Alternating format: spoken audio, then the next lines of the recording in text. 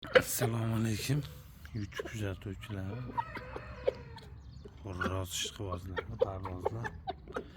Charchab qolmayapsizlarmi? Topdagi xo'rozga bugun 8-aprel, xudo xolasa baliq berilyapti. Sababi baliq parhezkor, o'zlaring meni yaxshi bilasizlar. Buni esa xo'rozda hakkillashlik jarayoni o'ta kamayadi.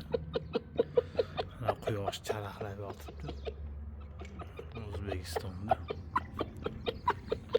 Endi bag'i yozgi topga olishda shu baliq mahsulotlaridan berib tursa foydasi ko'proq.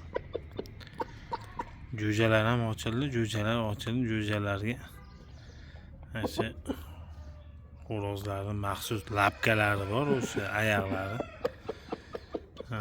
o'sha grill, yana boshqalarda o'sha lapka bilan oyoqlari bo'ladi, bozorda sotiladi. Shularni olib agar chopib beradigan bo'lsangiz, xo'rozlaringizda kalsiy holati jo'jalaringizda o'ta kuchli bo'ladi. Jo'jalar siz aytgandan ham tezroq katta bo'ladi. Broilerlarga bilasizmi, eng tez yetiltiradigan ovqatlar beriladi. Bu ovqatlar xo'rozga urishadigan xo'rozlarga berilsa yerga yotqizib beradi, ya'ni o'sha oyoqlarida quvvat qolmay qoladi. Lekin uni yegan o'sha xo'roz broilerlarning oyog'ini yesa, ularda suvi yumshoqroq bo'ladi, ham suvi kalsiy bo'ladi, yaxshiroq bo'ladi.